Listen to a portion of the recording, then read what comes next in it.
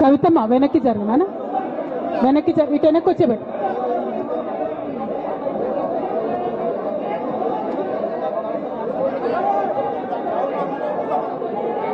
కూర్చోండి, ప్లేస్ లేదా? కూర్చోండి కూర్చోండి కూర్చోండి, chairs. Okay, it's okay, it's okay, it's okay. జై తెలంగాణ. ఓకే, ఆగాగమ్మా. ఇవాళ జాగృతి కార్యకర్తలకు దయచేసి విన్నపము, మీరు కొద్దిగా వెనక్కి జరిగితే ప్రెస్ మిత్రులు రావాలి. అంటే ప్రెస్ మిత్రుల ద్వారా అందరికి విషయం చేరాలి కదా. కవిత వెనక్కి జరు బిడ్డ, ఏమనుకో. అజయ్ జరు, చైర్లేమా అక్కడ చైర్లు తీసుకోండి. వెళ్ళు, ఎటోదికి వెళ్ళు. సంపతన్న వెనక్కి జరుగు, గోపన్న వాళ్ళని కూర్చొని ప్రెస్ వాళ్ళ నిలబడని.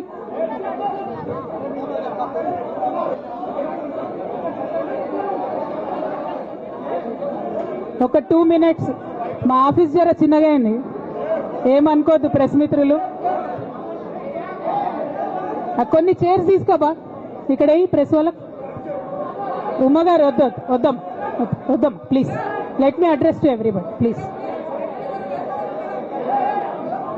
ఏ వెంకటి తొందరగా స్టార్ట్ చేయాలి, తొందరగా స్టార్ట్ చేయనా. జై తెలంగాణ, జై తెలంగాణ.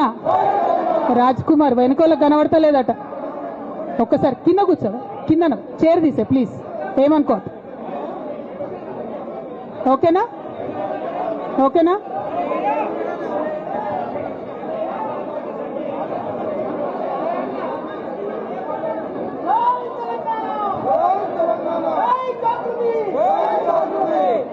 అందరికీ నమస్కారం. ప్రెస్ మిత్రులకు ప్రత్యేక నమస్కారాలు. అదేవిధంగా ఆగమ్మా, నువ్వు గన్మైన మా పక్క జరు.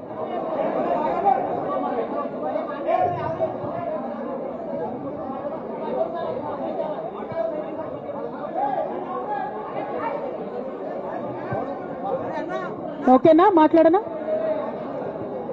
ప్రెస్ మిత్రులకు జరుగుతున్నటువంటి ఇన్కన్వీనియన్స్ కి క్షమించమని కోరుతా ఉన్నాను. అట్లానే ఇక్కడ ఇవాళ ఇంత పెద్ద ఎత్తున హాజరైనటువంటి జాగృతి కార్యకర్తలకు, నాయకులకు అందరికి కూడా హృదయపూర్వకంగా నా నమస్కారాలు తెలియజేస్తా ఉన్నాను. కానీ జాగృతి కార్యకర్తలు దయచేసి స్థాయిని వెనక్కి జరు, కూర్చోబెట్టు ప్రెస్ వాళ్ళని, ఫ్రీగా కూర్చొని వెనక్కి జరు బిడ్డ. అజయ్ సీనా ఒక్క అడుగు వెనక్కేనా ప్లీజ్, కొద్దిగా వాళ్ళు ఫ్రీగా నిలబడండి. ప్రెస్ మిత్రులందరికీ కూడా ధన్యవాదాలు తెలియజేస్తా ఉన్నాను, సమయం తీసుకొని ఈ పత్రికా సమావేశానికి వచ్చినందుకు. నిన్న మధ్యాహ్నం తర్వాత భారత రాష్ట్ర సమితి నుంచి ఒక ప్రకటన మీ అందరి ద్వారా నేను మీడియాలో చూడడం జరిగింది. మరి బీఆర్ఎస్ నుండి వచ్చినటువంటి ఈ ప్రకటనలో పార్టీ ఎమ్మెల్సీ శ్రీమతి కె కవిత ఇటీవలి కాలంలో ప్రవర్తిస్తున్న తీరుతెన్నులు, కొనసాగిస్తున్న పార్టీ వ్యతిరేక కార్యకలాపాలు బీఆర్ఎస్ పార్టీకి నష్టం కలిగించే రీతిలో ఉన్నందున పార్టీ అధిష్టానం ఈ విషయాన్ని తీవ్రంగా పరిగణిస్తున్నది. పార్టీ అధ్యక్షులు శ్రీ కె చంద్రశేఖరరావు గారు శ్రీమతి కె కవితను తక్షణం పార్టీ నుండి సస్పెండ్ చేస్తూ నిర్ణయం తీసుకున్నారని చెప్పి మరి నాకు ఒక ప్రకటన నిన్న టీవీల ద్వారా అందుకోవడం జరిగింది. మరి నేను పార్టీ నుండి వచ్చినటువంటి ఈ లేఖలో ప్రత్యేకంగా 2 అంశాల మీద మాట్లాడదలుచుకున్నాను. నేను అక్రమ కేసులు పెట్టి నా మీద తిహార్ జైల్లో 5.5 నెలల పాటు ఉండి బయటికి వచ్చిన తర్వాత నవంబర్ 23వ తారీఖు 2024 నుండి నేను ప్రజాక్షేత్రంలోకి వచ్చి అనేక కార్యక్రమాలు చేయడం జరిగింది.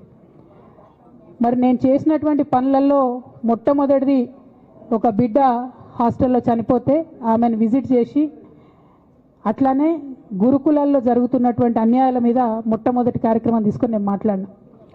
ఆ తర్వాత బీసీలకు జరుగుతున్నటువంటి అన్యాయం, కాంగ్రెస్ పార్టీ మేనిఫెస్టోలో ఇచ్చినటువంటి 42% హామీ కోసము పెద్ద ఎత్తున నేను పనిచేయడం జరిగింది. అట్లానే మహిళలకు 2500 ఇవ్వాలని చెప్పి పోస్ట్ కార్డు ఉద్యమాన్ని నేను చేపట్టడం జరిగింది. పెద్దవాళ్లకు పెన్షన్లు పెంచాలని నేను ఉద్యమాలు చేయడం జరిగింది. తెలంగాణ తల్లి స్వరూపాన్ని మారిస్తే అట్లెట్లా మారుస్తారని రౌండ్ టేబుల్ సమావేశం పెట్టినాం. బనకచర్లు అక్కడ కడుతున్నారంటే దాని మీద రౌండ్ టేబుల్ సమావేశం పెట్టినాం. ఓవరాల్గా తెలంగాణ ప్రాజెక్టులు, అందుబాటులో ఉన్నటువంటి నీళ్లు, వీటన్నిటి మీద కూడా రౌండ్ టేబుల్ పెట్టినాం. భద్రాచలం దగ్గర 5 గ్రామాలు ముంపు సమస్య ఉంది, ఎవరు పట్టించుకుంటలేరంటే వాళ్ళని పిలిపించుకొని రౌండ్ టేబుల్ సమావేశం పెట్టి ప్రభుత్వం మీద ఒత్తిడి తీసుకొచ్చే కార్యక్రమం చేసినాం. ముఖ్యమంత్రి గారి సొంత జిల్లా మహబూబ్ నగర్లో భూ నిర్వాసితులకు అన్యాయం జరుగుతుందంటే నారాయణపేట నియోజకవర్గం వెళ్ళి వాళ్లకు మద్దతుగా మేము నిలబడి రావడం జరిగింది. అట్లానే 47 నియోజకవర్గాలలో బీఆర్ఎస్ కండువా బాజాప్తా కప్పుకొని, గులాబీ కండువా బాజాప్తా కప్పుకొని ఎక్కడికి పోతే అక్కడ రావుల చంద్రశేఖర్ రెడ్డి గారిని రిక్వెస్ట్ చేసి భవన్ నుంచి అక్కడ ఉండేటటువంటి బీఆర్ఎస్ నాయకులకు అఫీషియల్ కమ్యూనికేషన్ చేపించి ప్రతి ఒక్క బీఆర్ఎస్ నాయకుల కార్యకర్తలకు మాట్లాడి ఆయా పర్యటనలకు వెళ్ళినప్పుడు అందరినీ కలుపుకొని బాజాప్తా గులాబీ కండువా వేసుకొని 47 నియోజకవర్గాలు నవంబర్ 23, 2024 నుండి ఈ రోజు వరకు నేను పర్యటన చేసి అనేక ప్రజా సమస్యల మీద మాట్లాడడం జరిగింది. మరి ఇవన్నీ పార్టీ వ్యతిరేక కార్యకలాపాలు అన్నది నాకు అర్థం కాలేదు. ఎట్లా వ్యతిరేక కార్యకలాపాలు అవుతాయన్నది కూడా ఒకసారి పార్టీ పెద్దలు పునరాలోచించుకోవాలని చెప్పి నేను రిక్వెస్ట్ చేస్తూ ఉన్నాను. అదేవిధంగా మరి బీసీల కోసం నేను పోరాటం చేస్తుంటే అట్లెట్లా మాట్లాడుతుంది, ఇట్లెట్లా మాట్లాడుతుంది, పార్టీకి వ్యతిరేకంగా మాట్లాడుతుంది. అరే, నేను కాంగ్రెస్ పెద్దల మీద ఒత్తిడి తీసుకొస్తుంటే బీసీలకు 42% అమలు చేయాలంటే ఏది పడితే అది చిల్వల్ పల్వల్గా నా మీద రాపించడం, ప్రచారం చేయడం, చాలా దారుణమైనటువంటి పనులు పార్టీలో ఉన్నటువంటి కొందరు పని కట్టుకొని, కత్తి కట్టుకొని నా మీద చేయడం జరిగింది. అట్లానే నేను ఒక మాట ఏమన్నా, సామాజిక తెలంగాణ సాధన కోసం నేను కట్టుబడి ఉన్నా అన్న. మళ్ళీ తప్పేముంది? అసలు నాకు జన్మనిచ్చినటువంటి నా తండ్రి, ఈ ప్రాణాన్ని భిక్షగా ఇచ్చినటువంటి నా తండ్రి, ఆయన చిటికెన వేలు పట్టుకొని నేను ఓనమాలు నేర్చుకున్న ఉద్యమాలు ఎట్లా చేయాలని, ఆయన చిటికెల వేలు పట్టుకొని ప్రజలంటే ఏంది, ప్రజా సమస్యలు అంటే ఏంది, ఎందుకోసం దాని మీద గలమెత్తాలని చెప్పి నేను నేర్చుకున్నా. ఆ నాయకుడి స్ఫూర్తిగానే నేను సామాజిక తెలంగాణ మాట్లాడినా. భారతదేశం మొత్తంలో ఇన్ని రాష్ట్రాల్లో ముఖ్యమంత్రులు అయితే 75 ఏళ్ళ స్వతంత్ర భారతదేశం, 79 ఏళ్ళు స్వతంత్ర భారతదేశంలో దళితులకి 3 ఎకరాల భూమి ఇస్తా అని చెప్పినటువంటి ఏకైక గొప్ప నాయకుడు కేసీఆర్ గారు. ఆయన దగ్గర నుంచే కదా నేను సామాజిక తెలంగాణ ఎజెండా నేర్చుకున్నది. బీసీలకు ఎవరు వృత్తి పనిదారులు ఉంటే వాళ్ళకి చేయూతనిస్తా అని చెప్పినటువంటి ఏకైక ముఖ్యమంత్రి కేసీఆర్ గారు. చెప్పినట్టుగా డబ్బులు ఇచ్చిండు కూడా. ప్రతి కులాన్ని కాపాడుకునే ప్రయత్నం చేసిండు. అది కాదా సామాజిక తెలంగాణ? నేను మే 1 నాడు లేబర్ డే రోజు మాట్లాడితే దాన్ని చిల్వల్ పలువలు చేసి సామాజిక తెలంగాణ పేరుతోని కవిత పార్టీ పెడుతుందని చెప్పి నేను నిన్న చెప్పిన 2 పేర్లు పని కట్టుకొని నా మీద దుష్ప్రచారం చేసిండ్రు. నేనేమైనా తప్పు మాట్లాడినా? బీఆర్ఎస్ పార్టీ వ్యతిరేకమా సామాజిక తెలంగాణ నినాదానికి? బీఆర్ఎస్ పార్టీకి సామాజిక తెలంగాణ అవసరం లేదా? భౌగోళిక తెలంగాణ వస్తే సరిపోతుందా? బంగారు తెలంగాణ కావాలని కేసీఆర్ గారు ఇచ్చిన నినాదమే కదా. బంగారు తెలంగాణ అంటే ఏంది? హరీష్ రావు ఇంట్లో బంగారం ఉంటే, సంతోష్ రావు ఇంట్లో బంగారం ఉంటే బంగారు తెలంగాణ అవుతుందా? కాదు కదా. ప్రతి ఒక్క సమాజం బాగుంటేనే బంగారు తెలంగాణ అవుతుంది. నేను అదే కదా మాట్లాడినా. దానికి ఇష్టం వచ్చినట్టు నా మీద స్టోరీ లేపిస్తే నేను భవన్లో పోయి కూర్చొని బాజాప్తా, ఎక్కడో కాదు, బయట ప్రెస్ మీట్ పెట్టలేదు, ఏ ప్రెస్ క్లబ్లో పెట్టలేదు, డైరెక్ట్గా తెలంగాణ భవన్, నా ఆఫీస్ అండి, నా పార్టీ భవన్లో పోయి కూర్చొని నేనేం చెప్పినా, నా మీద కుట్రలు జరుగుతున్నది, నా మీద విషప్రచారం జరుగుతున్నది అని చెప్పిన. నేను రామన్నను బుజ్జగించి గడ్డం పట్టుకొని అడుగుతా ఉన్నా, అన్న నీ చెల్లెని, ఒక మహిళా ఎమ్మెల్సీని మన పార్టీ ఆఫీస్లో కూర్చొని నా మీద కుట్రలు జరుగుతున్నాయని నేనంటే మీరు వర్కింగ్ ప్రెసిడెంట్గా ఉన్నారన్నా, ఫోన్ చేయరా అన్న నాకు? ఏమైంది బేటా, ఎందుకు బాధపడుతున్నావు అని ఫోన్ చేయరా? ఇది ఎప్పుడు జరిగిన ఇన్సిడెంటు? లీక్ కాకముందు, నేను నా కొడుకు గ్రాడ్యుయేషన్కి అమెరికా పోకముందు, అంతకుముందే. మరి మీరు వర్కింగ్ ప్రెసిడెంట్ కదన్నా, నేను పార్టీ ఎమ్మెల్సీని కదా. చెల్లెలు అన్న బంధుత్వాలు పక్కన పెడదాం ఒక్క నిమిషం. ప్రొఫెషనల్ సెటప్లో ఒక పొలిటికల్ పార్టీలో ఒక మహిళా ఎమ్మెల్సీ భవన్లో కూర్చొని నా మీద కుట్రలు జరుగుతున్నాయంటే మీరు మాట్లాడినరా అన్న? 103 రోజులు అయిపోయిందన్న ఇయ్యాలటికి, ఒక్క మాట మాట్లాడినరా? కేసీఆర్ గారు దగ్గర నుంచి కమ్యూనికేషన్ రావాలని నేను ఎక్స్పెక్ట్ చేయలే. వారు పెద్దవారు, వారికి అనేకమైన పనులు ఉంటాయి. మొత్తం పార్టీని ఇప్పుడు పునర్నిర్మించుకోవాల్సిన అవసరం ఉంది. తెలంగాణకు జరుగుతున్నటువంటి అన్యాయాన్ని వారు ఎప్పటికప్పుడు దిశానిర్దేశం చేయాల్సిన అవసరం ఉంది. కానీ వర్కింగ్ ప్రెసిడెంట్ గారి దగ్గర నుంచి ఫోన్ రాకపోవడం మాత్రం ఒక మాట అనిపించింది నాకు. నేను కేసీఆర్ గారి బిడ్డను, నేను కూర్చొని ప్రెస్ మీట్ పెడితేనే రెస్పాన్స్ రాలేదంటే మరి ఇంకో మామూలు మహిళా కార్యకర్తకు బీఆర్ఎస్ పార్టీలో మన అన్యాయం జరిగితే రెస్పాన్స్ వస్తుందా? నాకైతే అనిపించలేదు. వస్తుందేమో నాకు తెలియదు. కానీ నేను ఒక మాటకు నాకు సంతోషం అనిపించింది. నాకు నోటీస్ రాగానే అక్కడ మహిళా ఎమ్మెల్సీలు కూర్చొని, మహిళలందరినీ కూర్చొని, ఫస్ట్ టైం అనుకుంటా భవన్లో 5 మహిళలు కూర్చొని ఇండిపెండెంట్గా ప్రెస్ మీట్ మాట్లాడింది. చాలా సంతోషం. ఇటువంటి అంతర్గత ప్రజాస్వామ్యం రావాలనే నేను కోరుకున్నా. మహిళలకు, ఎస్సీలకు, ఎస్టీలకు, బహుజనులకు కోటరీల అడ్డంకులు లేకుండా యాక్సెస్ రావాలి. అది మైక్కి యాక్సెస్ రావాలి, బాస్కి యాక్సెస్ రావాలనే నేను అనుకున్నా. అది జరిగింది. చాలా సంతోషం. నన్ను సస్పెండ్ చేసినాక అయినా పర్లేదు, కానీ జరిగింది. నిన్న మహిళలందరూ కూర్చొని మాట్లాడి నేనేమంటున్నా అంటే కేసీఆర్ గారు, కేటీఆర్ గారు, నేను, మా కుటుంబం, మాది రక్త సంబంధం. పదవులు పోతేనో, పార్టీలకు వెళ్ళి సస్పెండ్ చేస్తేనో పోయేటటువంటి బంధం కాదు. కానీ ఎవరైతే వెస్టెడ్ ఇంట్రెస్ట్ ఉన్న పార్టీలు ఉంటారో, పార్టీలో ఉండి కేవలం డబ్బు సంపాదించుకోవాలనేటటువంటి ఒక ఆలోచనతో, వ్యక్తిగత లబ్ధి పొందాలనేటటువంటి ఆలోచనతో ఉన్నటువంటి వ్యక్తులు, వాళ్ళకి కావాల్సింది ఏంది? మేము ముగ్గురం కలిసి ఉండొద్దు, మా కుటుంబం బాగుండొద్దు, మా కుటుంబం విచ్ఛిన్నమైతేనే వాళ్ళకి అధికారం వస్తుంది. దాంట్లో భాగంగా ఇవాళ మొదటి స్టెప్పు నన్ను బయటేసిరు పార్టీలకు వెళ్ళి. అది ఇక్కడితో ఆగదు. నేను గౌరవనీయులు పెద్దలు దైవ సమానులు కేసీఆర్ గారిని విజ్ఞప్తి చేస్తా ఉన్నా, మీకు ఒక సూచన చేస్తా ఉన్నా. దయచేసి మీ చుట్టూ ఏం జరుగుతున్నదో ఒకసారి చూసుకోండి నాన్న. నన్ను ఇవాళ బయటకు పంపొచ్చు. నేను మీలాగా స్ట్రేట్ ఫార్వర్డ్ ఉంటా, నిజాలు మాట్లాడతా. నేను ఉద్యమం నేపథ్యం నుండి వచ్చిన కాబట్టి నాగ్గా, ఉన్నది లేనట్టుగా, లేనిది ఉన్నట్టుగా, మోసం చేయాలని చెప్పో ఇంకోటి చేయాలని చెప్పో మాట్లాడను. స్ట్రేట్ ఫార్వర్డ్గా ఇష్యూస్ మాట్లాడతా కాబట్టి నన్ను ఇలా బలి చేసి పర్వాలే.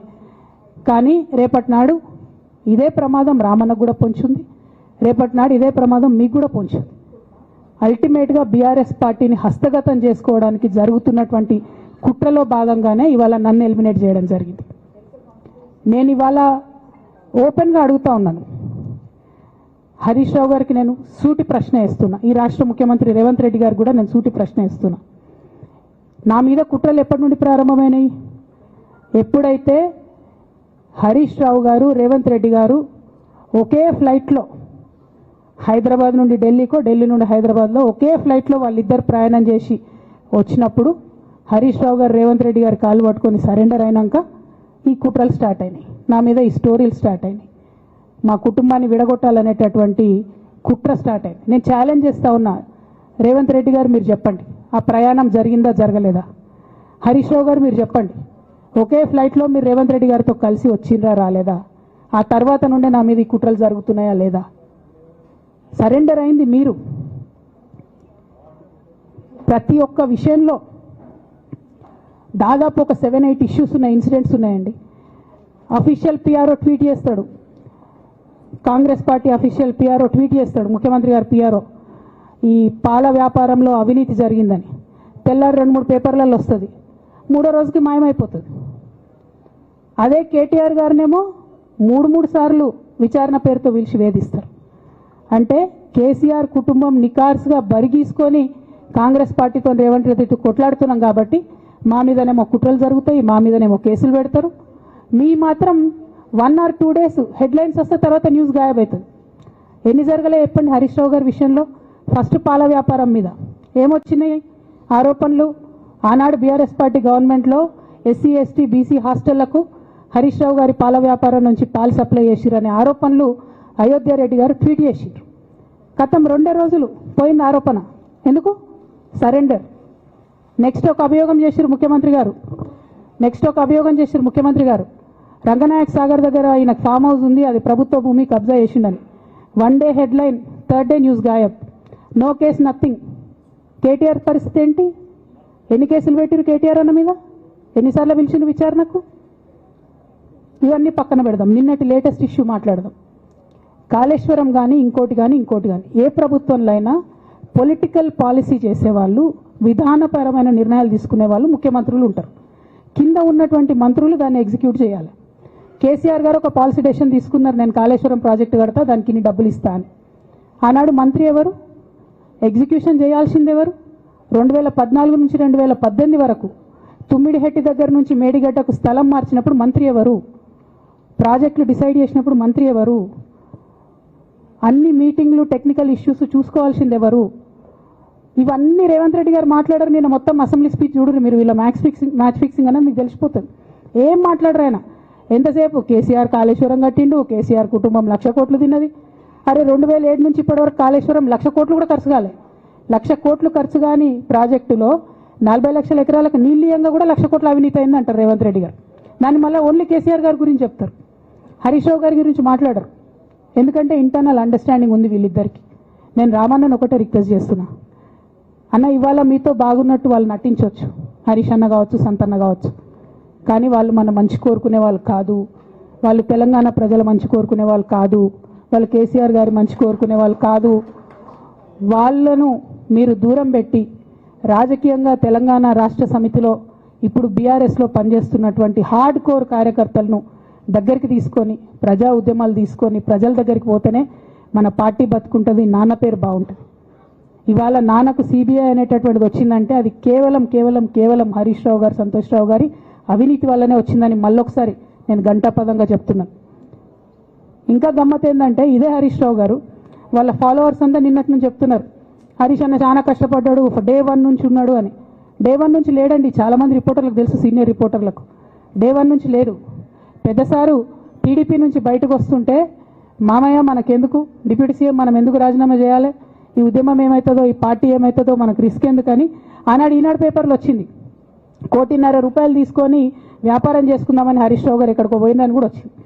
కటింగ్ కోసం వెతికిన దొరికినప్పుడు ఎప్పుడో ట్వీట్ చేస్తుందని నేను. బీఆర్ఎస్ పార్టీ ఆనాడు టీఆర్ఎస్ పార్టీ పెట్టినాక 9-10 నెలల తర్వాత వచ్చిన హరీష్ రావు గారు డే 1 నుంచి లేరు. నమ్మకం లేకుండా ఆయన పార్టీ నిలబడుతుందో ఉంటుందో పోతుందో అని. ఓకే అయిపోయింది. రాగానే సారు పెద్ద హృదయం కాబట్టి క్షమించిరు, దగ్గర తీసుకున్నారు, ఎమ్మెల్యే కాకముందే మంత్రి ఇచ్చిర్రు, అన్ని రకాలుగా ఆదరించిరు, అన్నీ చేసిండ్రు. ఎప్పుడైతే పార్టీకి ఒక్క క్షణం చెడ్డ పేరు వచ్చిందో ఎక్కడ పోయిండండి ఈయన? చక్కా పోయి వైఎస్ రాజశేఖర రెడ్డిని కలవలే? మీ అందరికి గుర్తులేదు ఆ ఫోటో? సీనియర్ నాయకులందరికీ బాగా మాట్లాడతారు, అన్ని దగ్గర ఉన్నా, నేనే ఉన్నా, నేను ఎక్కడ లేను. నిన్న పాపం చాలా మంది ఈ కొత్త సోషల్ మీడియా పిల్లలు ఉన్నట్టు వాళ్ళకి హిస్టరీ తెలియదు అనుకుంటా, అందుకే చెప్తున్నా ఇవాళ. అదేవిధంగా నేను పెద్ద ట్రబుల్ షూటర్ అంటారు. ట్రబుల్ షూటర్ కాదు, ఈజ్ అ బబుల్ షూటర్.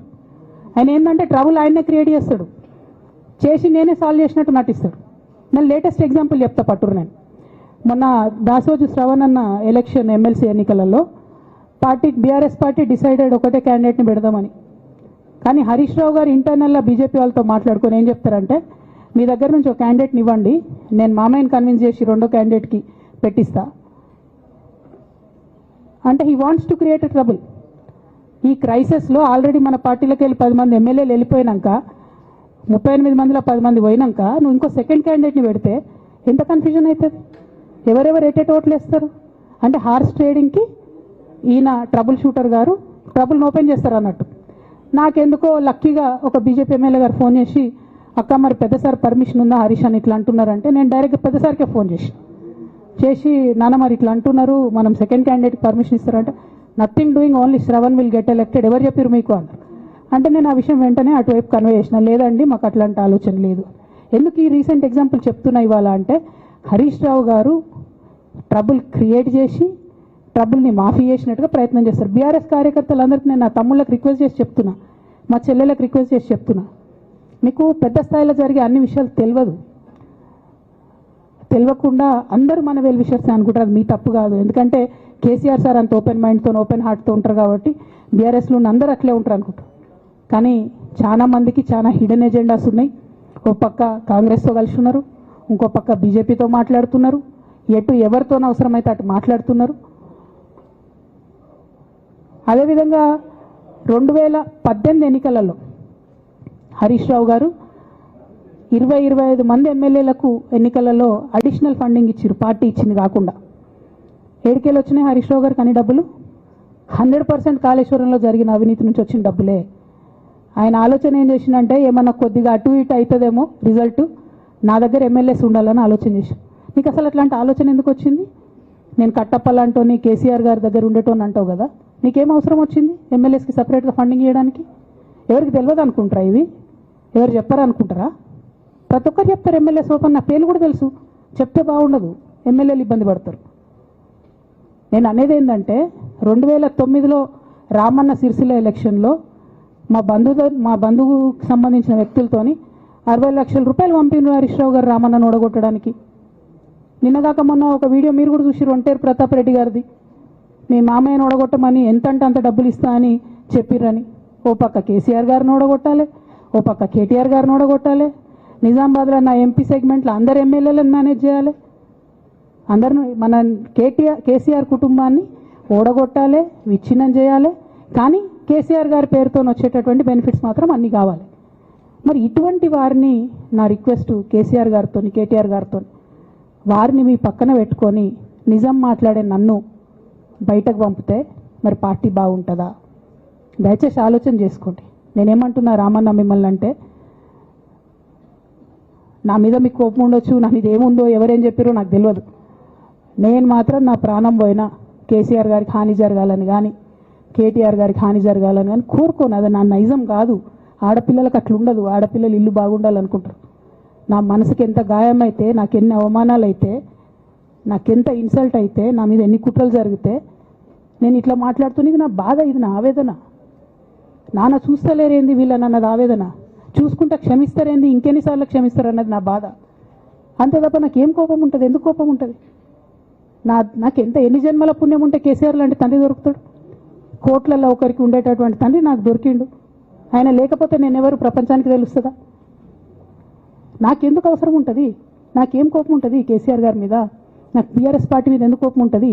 నాకు 27 సంవత్సరాలు ఉన్నప్పుడు నేను నా కొడుకుని చిన్న పిల్లగాన్ని పసిగుడ్డుని ఎత్తుకొని ఇక్కడికి వస్తే ఆ రోజు నుంచి ఈ రోజు వరకు నేను రోడ్డు మీదనే ఉన్నా, ఉద్యమాలే చేస్తున్నా, పోరాటాలే చేస్తున్నా, తెలంగాణ ప్రజల కోసం పనిచేస్తున్నా. 2014 నుంచి అధికారంలో ఉన్నప్పుడు కూడా నా ఇంటి దర్వాజాలు ఎప్పుడు తెలిసే ఉన్నాయి. ఇక్కడున్న మీడియా మిత్రులందరికీ తెలుసు. అధికారంలో ఉన్నా లేకున్నా నేను గిట్లనే ఉన్నా. అధికారంలో ఉన్నప్పుడు నన్ను ఏమి సాగనీయకుండా నన్ను ప్రతిపక్ష ఎమ్మెల్యేని చూసినట్టు, ప్రతిపక్ష ఎంపీని చూసినట్టు చూసినా నేను ఇట్లనే ఉన్నా, ఓపెన్ మైండ్తోనే ఉన్నా. నేను కోరేది ఒకటే, కేసీఆర్ గారి ఆరోగ్యాన్ని కాపాడండి రామన్న, పార్టీని కాపాడండి, పార్టీలో ఉన్న కార్యకర్తల్ని కాపాడండి, అందరు బాగుండేలాగా ప్రజా సమస్యలు తీసుకోండి. నాకు అంతకుమించి కావాల్సింది ఏం లేదు.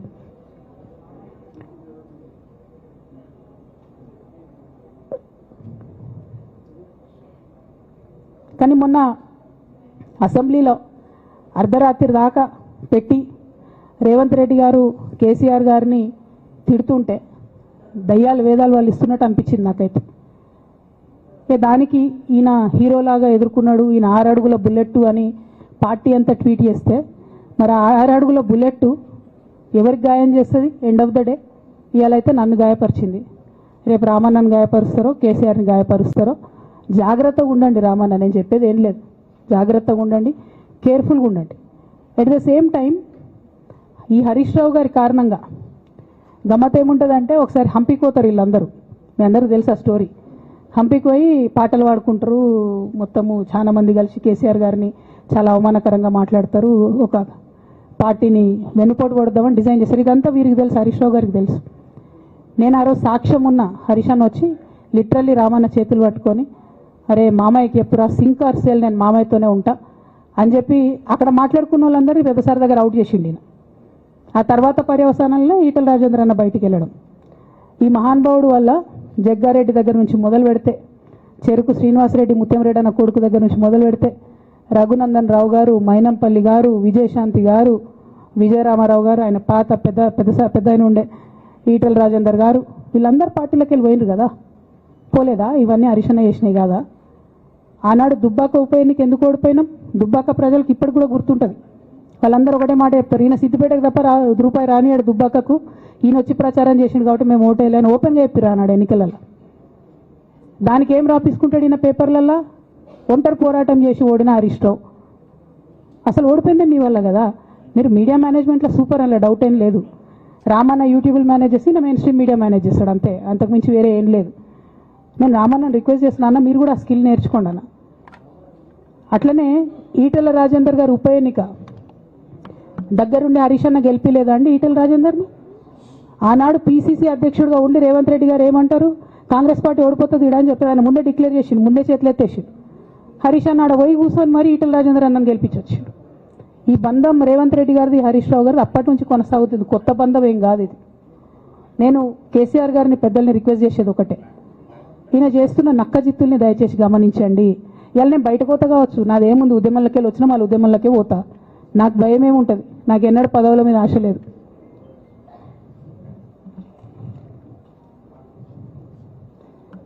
పార్టీ నుంచి వచ్చిన ఎమ్మెల్సీకి స్పీకర్ ఫార్మాట్లో చైర్మన్ గారికి నేను పంపుతా ఉన్నాను రాజీనామా పత్రాన్ని. అట్లానే బీఆర్ఎస్ పార్టీ ప్రాథమిక సభ్యత్వానికి కూడా గౌరవ పెద్దలు కేసీఆర్ గారికి రాజీనామాను పంపుతా ఉన్నాను. దీన్ని మన రావుల చంద్రశేఖర్ రెడ్డి గారికి తెలంగాణ భవన్కి వారికి నేను పంపుతా ఉన్నాను. ఎందుకు ఇవి ఇప్పుడే చూపించిన అంటే పదవుల మీద నాకు ఎప్పుడు ఆశ లేదు. మేము ఉద్యమంలోకి వచ్చింది ఎందుకంటే మా నాన్న ఒక్కరు ఇంత ఒంటరి పోరాటం చేస్తున్నారు, ఎంత వీలైతే అంత ఆయనకు మద్దతు ఇవ్వాలని వచ్చినాం. ఆనాడు మేము ఉద్యమంలోకి వచ్చినప్పుడు పార్టీ అధికారంలోకి వచ్చే ఆస్కారమే లేకుండే, తెలంగాణ వస్తుందో రాదే అనే అనుమానాలు అంతటా ఉండే. మేము ఉద్యమంలో కొట్లాటలో లాఠీ దెబ్బలు తినడం కోసం, జైల్లోకి పోవడం కోసం ఆనాడు వచ్చినాం ఉద్యమంలోకి. అధికారంలోకి వస్తామనుకొని రాలే. రామన్నైనా నేనైనా కేవలం నాన్న కోసమే వచ్చినాం ఉద్యమంలోకి. అందుకే మా కుటుంబం మీద కుట్ర. ఈ కుట్రను గమనించమనే నేను మా కుటుంబాన్ని కోరుతా ఉన్నా. ఇక పెద్ద సార్కు నీడలాగా సంతోష్ రావు గారు ఉంటారు. ఇక సంతోష్ రావు గారి గురించి 2 నిమిషాలు చెప్తా, అంత పెద్ద సీనున్న మనిషి కాదు కానీ చెప్పాలి. ఎందుకంటే కూరల ఉప్పు ఎట్లుంటుంది ఈయన అట్లా అన్నట్టు, ప్రతి దాంట్లో చెడగొట్టడానికి కొంచెం ఉండాలి కదా అట్లాంటి వాడు. కాబట్టి చెప్పక తప్పదు ఈయన గురించి. చెప్పులో రాయి చెవులో జోరిగా అంటాం కదా అట్లాంటి టైపు, కాబట్టి ఖచ్చితంగా చెప్పాలి. విషయం ఏంటంటే ఈయన ధనదాహం ఎట్లాంటిదంటే సంతోష్ రావు గారిది, రామన్న కాన్స్టిట్యున్సీ, కేటీఆర్ అన్న కాన్స్టిట్యున్సీ నేరెళ్లలో ఇసుకలారి గుద్ది ఒక దళిత బిడ్డ చనిపోతాడు. సరే దాని మీద పాపం అక్కడ ఆ రోజు అందరు యాజిటేషన్ చేస్తే ఈయన సంతాన అడ్వాంటేజ్ ఏంది, ఇక్కడ కూర్చుంటాడు కదా సార్ దగ్గర, సీఎంఓలకి వెళ్ళి ఫోన్ చేసి అక్కడ ఉన్న పోలీసు వాళ్ళందరినీ ఒత్తిడి పెట్టి 7 దళిత బిడ్డల్ని కొట్టినరండి. 3-4 సార్లు 3rd డిగ్రీ వేస్తే ఇలా 7 కుటుంబాలు కూడా వాళ్ళు ఎందుకు కూడా ఏ పని చేసుకోలేనటువంటి పరిస్థితులలో ఆ దళిత బిడ్డలు ఉన్నారు. అది మొత్తం రాజకీయంగా బ్లేమ్ అంతా రామన్న మీదకి వచ్చింది. ధనదాహమేమో సంతన్నది, నేరం చేసిందేమో సంతన్న, వీడికెళ్ళి ఫోన్లు చేసి ఒత్తిడి చేసి కొట్టిపించిందేమో సంతన్న, చెడ్డ పేరేమో రామన్నకు వస్తుంది. ఈ ఎగ్జాంపుల్ చెప్పడం కోసమే నేను ఈయన గురించి చెప్తున్నా, వేరే ఏం లేదు. ఇక సరే టానిక్ వీనిక్ ఈ వీటిలో వచ్చిన కేసులు ఏమవుతాయి, రేవంత్ రెడ్డి గారు ఆర్భాటంగా ఒక అనౌన్స్మెంట్ చేస్తారు. ఇంతకుముందు చెప్పిన కదా మ్యాచ్ ఫిక్సింగ్ ఎట్లుంటుందంటే 1 డే న్యూస్ అవుతుంది, టానిక్లో ఈయన మీద కేసు పెట్టిరని, 3వ రోజు పోలీసు వాళ్ళు ఎఫ్ఐఆర్ కొట్టేసారు. అది మీరు ఇంకా కనుక్కోండి, కాజ్ చేసేసారు, కేసు మూసేసారు. ఏం అండర్స్టాండింగ్ ఉంది, ఎందుకు మూసేసారు? At the same time Harithaharam, తెలంగాణకు హరితహారం అని పెద్దలు కేసీఆర్ గారు పెద్ద కళతోని 230 కోట్లు అక్కడ గోబీ డెజర్ట్ల వాళ్ళు చెట్లు పెట్టి చైనాను కాపాడుకున్నారు. మనం అదే స్థాయిలో తెలంగాణను బాగు చేసుకోవాలని పెద్దసారి హరితహారం అని పెడితే ఈయన దానికి నకిలీ ప్రోగ్రామ్ గ్రీన్ ఇండియా ఛాలెంజ్ అని పెడతాడు. తెల్లారులేస్తే సినిమా వాళ్ళని తీసుకురావాలి, రోజు ఒక ఫోటో వేసుకోవాలి. దాని వెనుక ఉన్న కుట్ర ఏంటంటే జీవో అమెండ్మెంట్ అవుతుంది సంతోష్ గారి గురించి. ఆ ఫారెస్ట్లను 10% ఇన్కమ్ ఎవరన్నా ఇస్తే అమ్యూజ్మెంట్ పార్క్లకు ఇస్తారన్నట్టు. దానికోసం జీవో అమెండ్ అవుతుంది. దానికి ప్రభాస్ గారిని, చిరంజీవి గారిని, అనేక మంది సినిమా స్టార్లను మోసం చేసి వాళ్ళని తీసుకుపోయి వాళ్ళతో ఫోటోలకు పోజులు ఇప్పించి ఫారెస్ట్లను కొట్టేయాలని ప్లాన్ అయినది. ఇక ఈయనకి 2-3 మనుషులు ఉంటారు సంతనకి. ఆయన పోచంపల్లి శ్రీనివాస్ రెడ్డి అని ఎమ్మెల్యే. ఇది నాకు విషయం ఎవరు చెప్పారంటే మన పల్లరాజేశ్వర రెడ్డి అన్ననే చెప్పిండు. మీకు ఏమైనా డౌట్లు ఉంటే ఆయన అడగొచ్చు. ఈ పోచంపల్లి శ్రీనివాస్ రెడ్డి అనేట ఆయన వరికోల్ అనే ఊరు, సామాన్య కుటుంబం, మధ్యతరగతి కుటుంబం. ఇవాళ అక్కడ ఆయన శ్రీమంతుడు అని పిలుస్తారు పోచంపల్లి శ్రీనివాస్ రెడ్డి గారిని. ఇక్కడ నాకు పల్లరాజేశ్వర రెడ్డి గారు చెప్పిన సమాచారం ప్రకారం మోకిల్లాలో మెగా శ్రీనివాస్ రెడ్డి, మెగా కంపెనీ ఉంది కదా, ఈ కాళేశ్వరంలో అవినీతి చేసిన మెగా కంపెనీ ప్లస్ పోచంపల్లి శ్రీనివాస్ రెడ్డి గారు కలిసి 750 కోట్ల విల్లా ప్రాజెక్ట్ చేస్తున్నారు మోకిల్లాల. 7 వచ్చినాయి అవి, అవినీతి డబ్బులు కాదా? ఎట్లా వస్తాయి? ఎవరైనా who is this Pochampalli Srinivas Reddy? Santosh Rao classmate, అది తప్ప ఆయనకున్న అర్హత ఏం లేదు. ఆయనకి ఎమ్మెల్సీ వస్తుంది, కాంట్రాక్ట్లు వస్తాయి, ఇంకేందో వస్తాయి. అట్లనే నవీన్ రావు అని ఇంకొక ఎమ్మెల్సీ ఉంటాడు. ఆయన డైరెక్ట్గా మా ముఖం పట్టుకొని అందరి ముంగట అంటాడు, నాకు ఎమ్మెల్సీ ఇచ్చింది కేసీఆర్ గారైనా నాకు దేవుడు సంతోషం అంటాడు ఆయన. నిన్న మొన్న వాళ్ళ ఫాదర్ని పట్టుకున్నారు పేకాటల. ఏమైంది కేసు? ఆల్రెడీ నవీన్ రావు గారు పోయి మన ముఖ్యమంత్రి గారు కాళ్ళు పట్టుకున్నట్టుగా తెలిసింది. వాళ్ళ తండ్రిని ఇడిచిపెట్టిరు, ఈయన మీద భూ కబ్జా కేసులు ఉంటే అవి ఇడిచిపెట్టిరు. అంటే ఓ పక్క సంతోష్ రావు గ్యాంగు, ఇంకో పక్క హరీష్ రావు గ్యాంగు 100కు 100% రేవంత్ రెడ్డి గారితో, ఇక్కడున్న కాంగ్రెస్ ప్రభుత్వంతో, అవసరమైన సందర్భంలో పైనున్న బీజేపీతోని వాళ్ళు కోఆర్డినేషన్లో ఉండి బీఆర్ఎస్ పార్టీకి జలగల్లాగా పట్టి పీడుస్తున్నారు. నిరంతరం బీఆర్ఎస్ పార్టీకి నష్టం చేస్తున్నారు. ఎంత దారుణానికి ఒడిగట్టిరంటే ఆఖరికి నా ఓటమితో ప్రారంభమైంది అది. నిజామాబాద్లో నా ఓటమిలో కుట్రలు చేశారు. ఆనాడే మనం రివ్యూ చేసుకుంటే బాగుండలేదు. కానీ ఇప్పుడు అది ఎక్కడికి వచ్చింది? కామారెడ్డిలో పెద్దసారి ఓడిపోయేదాకా వచ్చింది పరిస్థితి. మూడోసారి ప్రభుత్వం పోయేదాకా వచ్చింది పరిస్థితి. ఒక్కొక్క ఎలక్ట్ అయిన ఎమ్మెల్యేను, ఓడిపోయిన ఎమ్మెల్యేలు పత్రికా మిత్రులు మీరు మాట్లాడండి. సంతోష్ రావు గారి బాధితులు నాకు మామూలుగా ఫోన్ చేస్తలేరు. అచ్చా ఈ కంపెనీ పేరు బ్లూఫిన్ అట, మోకిలా పల్లారాజేశ్వరరెడ్డి అని అప్పుడు పంపిన మెసేజ్ చూస్తున్న పాతది. Bluefin company Mokila. అయితే నేనేమంటున్నా అంటే ఇంత స్పష్టమైనటువంటి నేను ఇస్తున్నా, రేవంత్ రెడ్డి గారిని నేను ఛాలెంజ్ చేస్తున్నా. మరి ఎందుకు మీకు మీ ఏసీబీ వాళ్ళకు వీళ్ళ ఇండ్లు అడ్రస్లు దొరుకుతలేవా? ఏం అండర్స్టాండింగ్ ఎందుకు లేదు మీకు? లేకపోతే మీరు చర్యలు ఎందుకు తీసుకుంటలేరని నేను సూటిగా రేవంత్ రెడ్డి గారిని ప్రశ్నిస్తున్నా. ఇక తర్వాత వారు ఏం చేస్తారన్నది నాకు సంబంధం లేదు. ఇక నేను మాత్రం పర్టికులర్గా మళ్ళీ ఒకసారి నా బీఆర్ఎస్ పార్టీ కుటుంబ సభ్యులందరికీ, మా సొంత కుటుంబ సభ్యులకు కూడా రిక్వెస్ట్ చేస్తున్నది ఏంటంటే, నాకు 27 సంవత్సరాలు ఉన్నప్పుడు నేను రాజకీయాల్లోకి వచ్చిన, తెలంగాణ ఉద్యమం కోసం వచ్చిన. ఇవాళ నాకు 47 సంవత్సరాలు. అంటే నా 20 సంవత్సరాల జీవితం అంతా కూడా నేను బీఆర్ఎస్ పార్టీ కోసం, కేసీఆర్ గారి కోసం, తెలంగాణ జాగృతి కోసం, తెలంగాణ ప్రజల కోసం, తెలంగాణ ఆడబిడ్డల కోసం నేను గడిపిన. సడన్గా ఇవాళ నీకేం సంబంధం బీఆర్ఎస్తో అని, నువ్వెవరు అని చెప్పి సస్పెన్షన్ ఒకసారికి పంపిస్తే చాలా బాధాకరంగా ఉంది. పర్వాలేదు, అయినా నాకు ప్రజలు ఉన్నారు, నేను వాళ్ళ దగ్గర పోతా, వాళ్ళతో పాటు ఉంటా. కానీ బీఆర్ఎస్ పార్టీలో ఉన్న నాయకులకు, కార్యకర్తలకు రిక్వెస్ట్ చేస్తాను, సోషల్ మీడియాలో వచ్చే పిచ్చి పిచ్చి పట్టుకొని ప్రజాప్రతినిధులు ప్రెస్ మీట్ పెట్టింది నిన్న భవన్లో. నేను నిన్న మొన్నటి రోజు వాళ్ళ మీద ప్రెస్ మీట్ పెట్టినప్పుడు ఏమన్నా, కేసీఆర్ గారికి నష్టం చేసిన పార్టీ ఉంటే ఎంత పోతే ఎంత అన్న. సోషల్ మీడియాలో ఉన్న బీఆర్ఎస్ పార్టీ కొంతమంది దుర్మార్గులు ఉన్నారు, సోషల్ మీడియా వింగు చూసేటోళ్ళు. వాళ్ళ ముంగట విషయం కట్ చేసిరు. ఏది కేసీఆర్ గారికి నష్టం చేసిన అనే విషయం కట్ చేసి బీఆర్ఎస్ పార్టీ ఉంటెంత పోతెంత నేను అన్నా అని చెప్పి ప్రచారం చేస్తున్నారు. నాదే పార్టీ బీఆర్ఎస్ పార్టీ. 20 ఏళ్ళు నేను కష్టపడ్డా. నేను తెలంగాణ జాగృతి పెట్టి ఇండిపెండెంట్గా పనిచేసినప్పుడు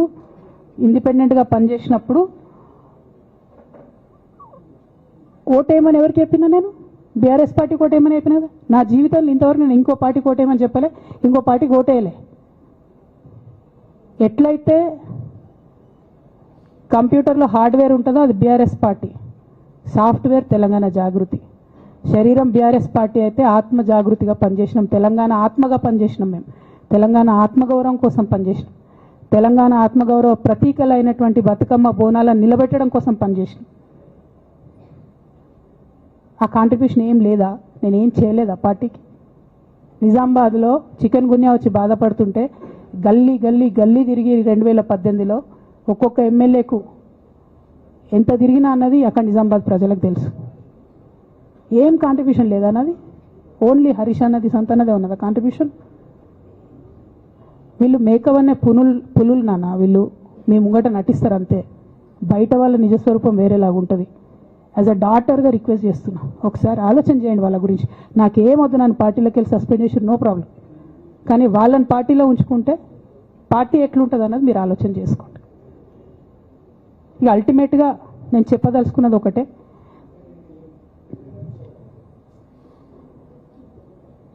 కలికాలం కాబట్టి అబద్ధాలు చెప్పేటోళ్ళది, మోసం చేసేటోళ్ళది నడుస్తుంది.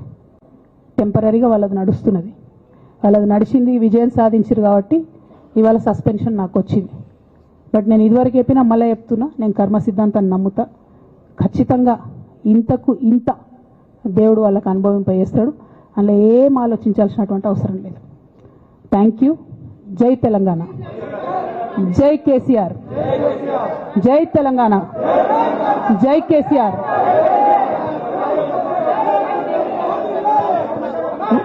One by one, one by one, one by one.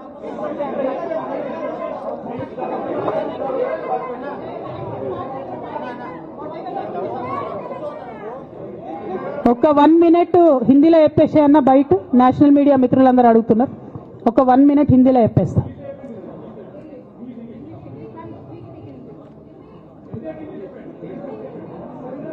आज तेलंगाना की बेटी होने के नाते पूरे देश की जनता के साथ मैं ये बात कहना चाहती हूँ, पिछले 20 सालों के मेरे जिंदगी में मैंने हर दम हर वक्त बीआरएस पार्टी के उन्नति के लिए, तेलंगाना जनता के उन्नति के लिए, तेलंगाना के रैयतों के, तेलंगाना के महिलाओं के, तेलंगाना के युवाओं के उन्नति के लिए मैंने काम किया है। और इस पूरे 20 साल के जिंदगी में मैंने अपने लिए कभी कुछ नहीं मांगा है, लेकिन तेलंगाना की जनता ने, बीआरएस पार्टी ने मुझे बहुत प्यार दिया है। मेरे पिताजी ने मुझे सांसद बना के दिल्ली भेजा है, मुझे एमएलसी का मौका भी पार्टी ने दिया है, जिसके लिए मैं पार्टी का, मेरे पिताजी का, बीआरएस पार्टी का, पूरे परिवार का, तेलंगाना के आवाम का भी बहुत ही ज़्यादा मैं आभारी हूँ। लेकिन जो भी मुझे रिस्पॉन्सिबिलिटी दिया गया था, मैंने पूरे शिद्दत के साथ काम किया है।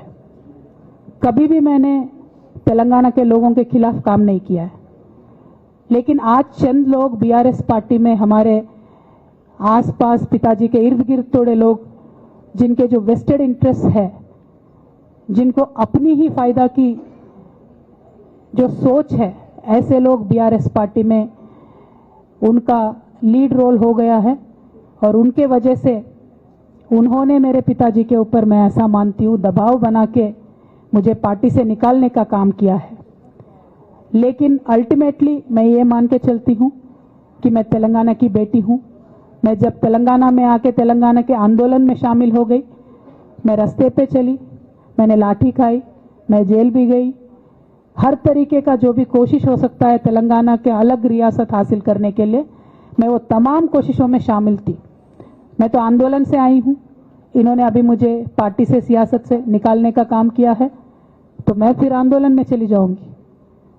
लेकिन मैं बीआरएस पार्टी से, हमारे पिताजी से यही रिक्वेस्ट करना चाहती हूँ कि आपके इर्द गिर्द जो लोग जमा हुए हैं, उनकी नीयत के बारे में आप सोचिए। क्या वो पार्टी के लिए काम आएंगे? आप इसके ऊपर गौर कीजिए। हमारे परिवार को तोड़ने का काम उन्होंने आज किया है, बीआरएस पार्टी के परिवार को तोड़ने का काम आज उन्होंने किया है। और ये किसके फायदे के लिए उन्होंने किया है?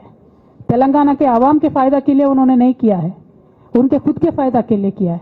तो मैं मेरे पिताजी से, बीआरएस पार्टी से यही रिक्वेस्ट करना चाहूंगी कि ऐसे लोगों को पहचानिए, उनकी असली रूप आप पहचानिए, और उनके ऊपर जो भी एक्शन हो सकता है वो लीजिए।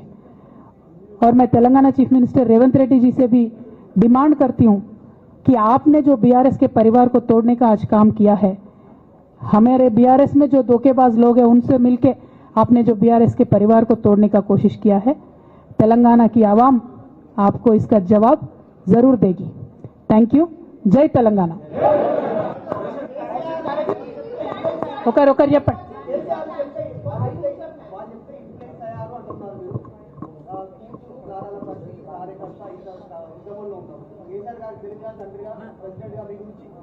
ఓకే, ఇంకా ఎవరైనా చెప్పండి।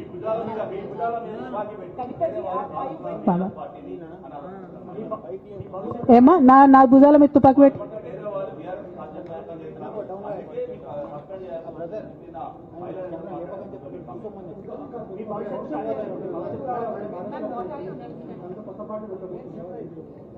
Okay.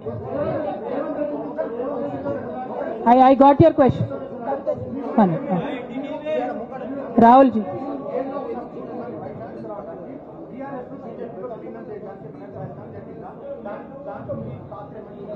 రాహుల్ గారు మీరు పాత క్వశ్చన్ అడుగుతున్నారు. కొత్త ఇష్యూ ఏంది అని అంటే బీఆర్ఎస్ పార్టీలో సస్పెన్షన్లో ఖచ్చితంగా కేసీఆర్ గారి మీద ఒత్తిడి తీసుకొచ్చే ఈ సస్పెన్షన్ చేశారని నేను నమ్ముతా ఉన్నాను. ఒక్కొక్కసారి ఏమవుతుందంటే చిన్న చిన్న వ్యక్తులు బాగా నడుస్తుంది. పరిస్థితులు సందర్భాన్ని బట్టి పెద్ద పెద్ద వ్యక్తులు కూడా కొన్ని కఠినమైన నిర్ణయాలు తీసుకోవాల్సి వస్తుంది.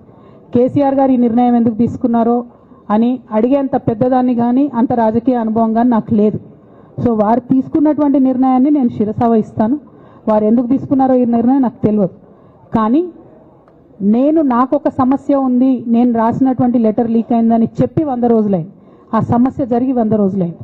ఆ 100 రోజుల కన్నా ముందు కూడా నా మీద వివక్ష కొనసాగిందని వాళ్ళ నేను మీకు ఎగ్జాంపుల్స్తో సహా చెప్పే ప్రయత్నం చేశాను. ఆ 100 రోజుల నుంచి జరుగుతున్నటువంటి పరిణామాలను కూడా మీ అందరి ముందు పెట్టిన. ఈ 100 రోజులలో పార్టీ ఎప్పుడు కూడా నన్ను ఎక్స్ప్లెనేషన్ అడగలేదు. నిన్న నన్ను సస్పెండ్ చేసే ముందు కూడా నన్ను ఎక్స్ప్లెనేషన్ అడగలేదు. ఇంకా చెప్పిన కదా, విచిత్రమైన విషాదం ఏంటంటే సడన్గా డిసిప్లినరీ కమిటీ పుట్టుకొచ్చింది. సడన్గా ఈయన రవీంద్రరావు అంటే దానిలో సంతకం చేసిండు. ఆయననే సార్ని తిట్టిండు మళ్ళీ మొన్న ఎలక్షన్ ఓడిపోయినప్పుడు. సో ఈ అన్నీ చూసి నాకేమనిపిస్తుందంటే చాలా ఒత్తిడిలో చాలా ప్రెషర్ పెట్టి సార్తో చేపించారని నేను అనుకుంటున్నాను.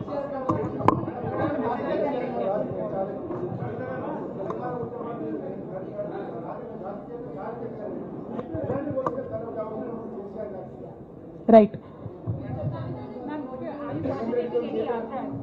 I got your question, ma'am. I got your question.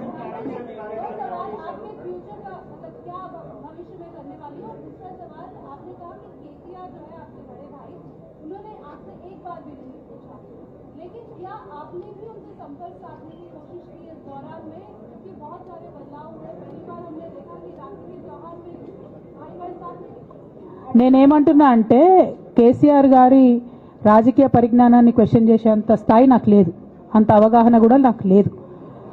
కాకపోతే పెద్ద నాయకులు అనేక సందర్భాల్లో ఒత్తిడికి గురైనటువంటి విషయాలు చరిత్రలో మనం చూసినాం. ఇవాళ అదే జరిగిందని నేను భావిస్తున్నా. 1. 2, నేను ఈ లేఖ అనేటటువంటిది రిలీజ్ అయిన తర్వాత ఎప్పుడు కేసీఆర్ గారికి కొంచెం ఇబ్బంది జరిగినా, అది కాళేశ్వరం కమిషన్కి వారు పిలుపుకొచ్చినా, 2 సార్లు వారు యశోద హాస్పిటల్కి వచ్చినా, నా చిన్న కొడుకు అమెరికాకి తీసుకెళ్లే సందర్భమైనా నేనే వారి దగ్గర పోయినా. నాకేం బేషనే ఉంటుంది, ఆయన మా నాన్న కదా. నేను పోయిన తర్వాత ఈ దుష్ట చతుష్టయం ఏదైతే ఉన్నదో, ఈ 2 గ్యాంగులు ఏవైతే ఉన్నాయో అక్కడ జరగనిది జరిగినట్టుగా మీడియాలలో విచిత్రమైన వార్తలు రాపించారు. ఎంత ఘోరం అంటే నేను నా కొడుకుని తీసుకపోతే నన్ను గన్మెన్లు రాలేదట. జరుగుతుంది అని ఎక్కడన్నట్ల. ఇటువంటివన్నీ మెయిన్ స్ట్రీమ్ పత్రికలు రాస్తాయి. మరి విచిత్రం నాకు అర్థం కాదు. మెయిన్ స్ట్రీమ్ పత్రికలు అనేటటువంటి ఇట్లాంటి వార్తలు మరి ఆడ ఎవరు లేని కూడా లేరు. ఎవరు చెప్పిరు, ఎందుకు రాపిచ్చిరు? సో నేనేమంటున్నా అంటే, నేను ఎప్పుడు నాన్న దగ్గరికి వెళ్ళడానికి చూసినా కూడా మా మధ్య స్పర్ధ పెంచడానికి అనేకమైన వార్తలు రాపించి అనేకమైన కుట్రలు ఈ గత 103 రోజులుగా కొనసాగుతూనే ఉన్నాయి నా మీద. కానీ అంతకుముందు కూడా జరిగినాయనేదే నేను చెప్తున్నా. అందులో భాగంగానే రాఖీ రోజు కూడా ఒక 24 గంటల ముందే నేను అన్నకు కూడా మెసేజ్ పంపిన. అన్న రేపు రాఖీ ఉంది, నేను వచ్చి కడతాను, మీడియా లేకుండా వచ్చి కడతాననే మెసేజ్ పంపిన. బట్ అన్న బిజీగా ఉండే ఎక్కడికో వెళ్ళిండ్రు, నేను అర్థం చేసుకున్నాను. అందుకే వెళ్ళి రాఖీ కట్టలేకపోయినాను. సో నేను నా వైపు నుంచి ఎక్కడ కూడా కమ్యూనికేషన్ చేయడానికి ప్రయత్నంలో లోపం జరగలేదు. అటువైపు నుండి కమ్యూనికేషన్ రాలేదు. నేను చెప్పాలనుకున్నవి, నేను ఎత్తుకున్న ప్రజా సమస్యలు డెఫినెట్గా నేను కొంచెం బాగా బాధపడ్డా. నాకెందుకు నోటీస్ వస్తుంది, మరి నా లేఖ లీక్ అయింది, లీక్ చేసింది ఎవరు అంటే చేసినటువంటి వ్యక్తుల మీద ఎందుకు విచారణ జరగలేదు అనేటటువంటిది ఖచ్చితంగా పార్టీ అంతర్గతంగా ఆలోచన చేసుకోవాలి. అంటే నన్ను ఏం మాట్లాడకుండా నన్ను డైరెక్ట్గా ఉరిదీస్తారు. నేను ఎవరి మీద అయితే కంప్లైంట్ చేసినో కనీసం వాళ్ళను అడిగినరా, అడగలేదా, చర్యలు తీసుకున్నారా, తీసుకోలేదా, ఏమీ చెప్పకపోతే, ఆ మాత్రం అంతర్గత ప్రజాస్వామ్యం లేకపోతే బయట ప్రజలకు మనం ఏం చెప్తామన్నది నా ప్రశ్న.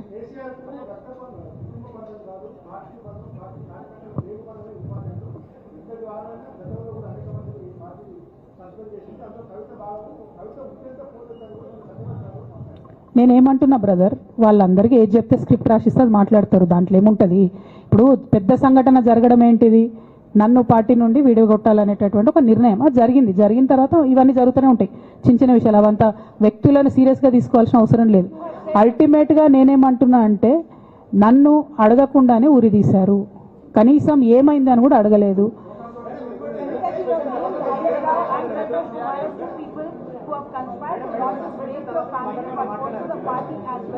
But this has also been portrayed as a succession battle, that your father actually chose your brother as a political heir and that you want space in a political party as a leader, and that's the reason why you have started making this kind of representation. Madam logo తీసాను madam. నేనేమంటున్నా అంటే, నేనేమంటున్నా అంటే ఇప్పుడు ఈ నేను మాట్లాడే press meet చూస్తున్నటువంటి రాజకీయ నాయకులకు కావచ్చు, బీఆర్ఎస్ పార్టీకి సంబంధం లేని వ్యక్తులకు కావచ్చు, వాళ్ళకి ఇది ఒక ఎంటర్టైన్మెంట్, ఇది ఒక వార్త. కానీ నాకు నా లైఫ్, మా బీఆర్ఎస్ పార్టీ కార్యకర్తలకు వాళ్ళ లైఫ్. సో నేను చాలా తీవ్రమైనటువంటి బాధలో గంభీరంగా ఉండి మాట్లాడేటటువంటి ప్రయత్నం చేస్తున్నాను. నేనేమంటున్నా అంటే కుటుంబంలో జరిగినటువంటి అనేక అంశాలను నేను చెప్పను కూడా. ఎందుకంటే అది ప్రజలకు అనవసరం. అది నేను ఆ బాధను పంచుకుంటే మీరు తట్టుకోలేరు కూడా. నేను చాలా గట్టిదాన్ని, మొండిదాన్ని, దయ్యాన్ని కాబట్టి తట్టుకొని నిలబడ్డా. కానీ నా ప్లేస్లో వేరే వాళ్ళు ఉంటే తట్టుకోలేరు. సో కుటుంబంలో ఇంటర్నల్ విషయాలు నేను మాట్లాడతలేను. ఓన్లీ పొలిటికల్ ఇష్యూసే నేను మాట్లాడుతున్నా. పొలిటికల్గా నన్ను సైడ్ లైన్ చేసి, నన్ను సస్పెండ్ చేసి, పార్టీకి అనుక్షణం నష్టం చేస్తున్న ఆ ఇద్దరు వ్యక్తులను, వారి గుంపును, వారి ముఠాను పార్టీ ఎట్లా మోస్తుంది అనేటటువంటిది నా ప్రశ్న. సరే, నిన్న మొన్న ఆ గుంపుకు సంబంధించిన వ్యక్తులు అన్ని చోట్ల నా ఫ్లెక్సీలు చింపేసి నాకు దిష్టి బొమ్మలు, శవయాత్రలు ఎందెందో వేసిరట. ఈ ఉత్సాహం కేసీఆర్ గారి మీద సిబిఐ ఎంక్వైరీ చేస్తా అని రేవంత్ రెడ్డి గారు అన్నప్పుడు ఎక్కడ చచ్చిపోయింది ఆ ఉత్సాహం అని నేను అడుగుతా ఉన్నా. ఎందుకు చేయలే రేవంత్ రెడ్డి గారి దానాలు, దిష్టి బొమ్మలు ఎందుకు చేయలే? ఏం అండర్స్టాండింగ్ ఉంది మీకు? నా ప్రశ్న సింపుల్. నన్ను వ్యక్తిగతంగా ఏదో చేస్తారన్నది కాదు. నాకు నష్టం జరిగేదే లేదు. ఎందుకంటే ప్రజలు చూస్తున్నారు, ప్రజలు గమనిస్తున్నారు. తెలంగాణ ఆడబిడ్డలు తమ ఇంటి ఆడబిడ్డలుగా ఆదరించారు నన్ను. ఒక్కొక్కరు అడిగితే అర్థమవుతలే, ఏం అర్థమవుతలే.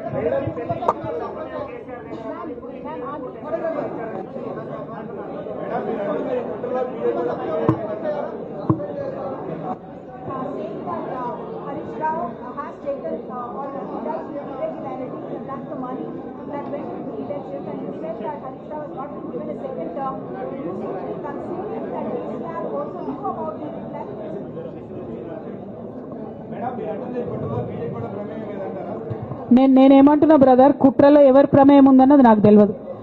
నన్ను సస్పెండ్ చేసిండ్రు.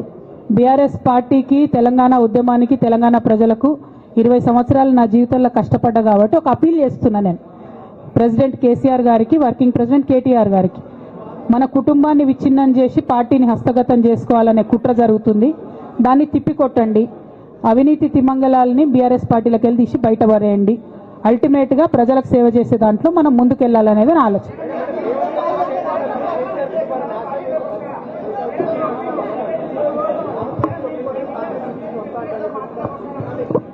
ఇక్కడ ఇంకో మాట చెప్పాలి బ్రదర్. నేను నిన్నటి నుంచి పేపర్లలో నేను ఈ పార్టీలో ఏరుతున్నా, ఆ పార్టీలో ఏరుతున్నా అని వచ్చింది. నేను ఏ పార్టీలో కూడా చేరను. నాకు ఏ పార్టీతో అవసరం లేదు.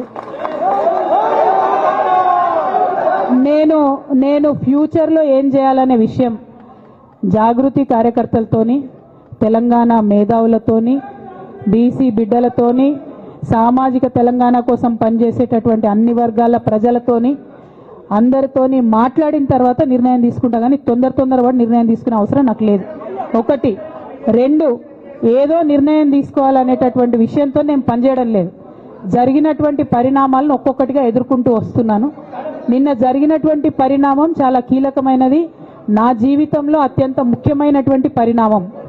కాబట్టి చాలా ఆలోచించి, ఆచితూచి, అల్టిమేట్గా తెలంగాణ ప్రజలకు లాభం జరిగేటటువంటి నిర్ణయం తీసుకుంటా తప్పితే నా కోసం నిర్ణయం తీసుకోవాల్సిన అవసరం లేదు.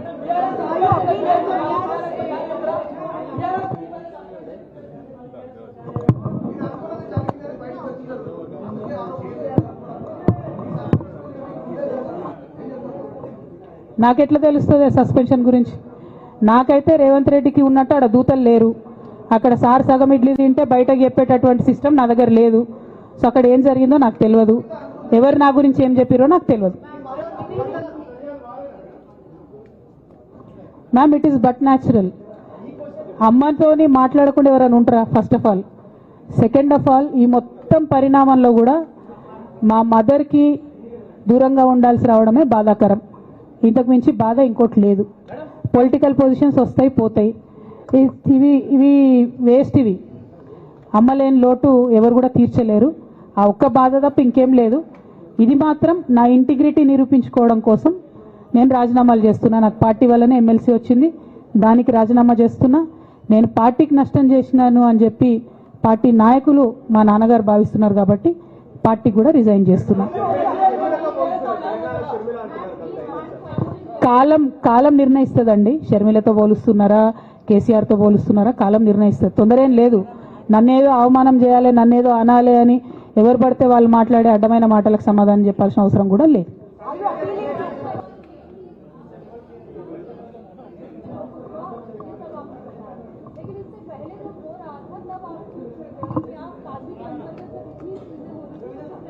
మేడం, అంతకుముందు జరిగినటువంటి ప్రతి ఒక్క విషయం కూడా నేను ఇంటర్నల్గా చెప్తూనే వస్తున్నా. ये हमारी जो लेटर लीक होने से पहले भी जो पार्टी में मेरे खिलाफ एक्टिविटी चल रहे थे, जैसे पार्टी का हमारा चैनल है टी न्यूज़ चैनल, बहुत महीनों से मेरा नहीं दिखाते मैडम टी न्यूज़ में, क्योंकि वो संतोष राव चलाते हैं. मेरा न्यूज़ नहीं आता टी न्यूज़ में. अभी नमस्ते तेलंगाना में बंद करे, वो अलग बात है. बहुत रिसेंटली उनका बहुत देर के बाद बंद करे. टी न्यूज़ में कब का बंद कर दिया.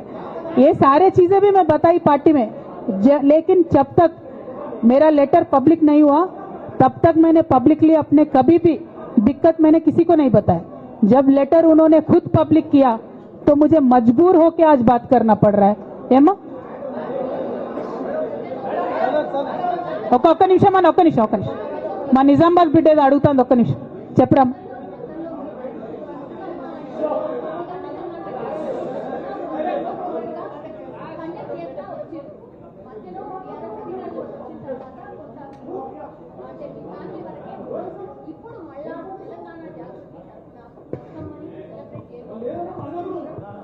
ఏ మనోడా భయ్ ఆగు మెల్లగా వాళ్ళని ప్రెస్ వాళ్ళని ఇబ్బంది పెట్టకండి, జాగృతి కరకం. నువ్వు భలే జ్యోతిషం చెప్తావు బ్రదర్. 1 2 బతుకమ్మ ఖచ్చితంగా సెలబ్రేట్ చేయాలనుకున్నా. యాజ్ ఆన్ టుడే మాత్రం విపరీతమైన బాధ అవుతుంది. ఏం చేయబుద్ధి అయితే లేదు. 2 రోజులు అయితే బ్రేక్ తీసుకుంటా. ఆ తర్వాత ఆలోచించుకొని నా కార్యాచరణ ప్రకటిస్తాను.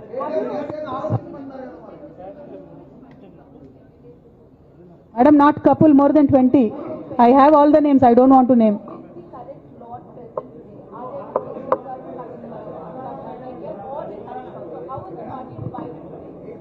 I don't have that. Madam, I have a lot of information, but I don't believe it is the right time to expose all that. There is a lot many more interactions that we will have in future. If necessary, I'll certainly let that information out. Today, my simple appeal to Honorable President of our party is, as you have taken action on me without even asking me for an explanation, kindly take action on the rest of the people as well. That is my simple allegation.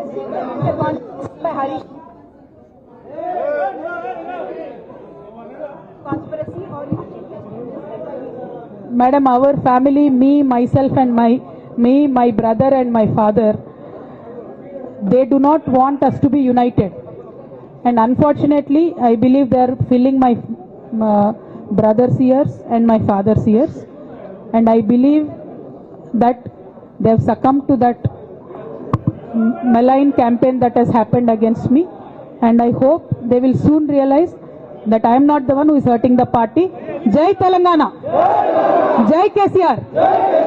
Thank you.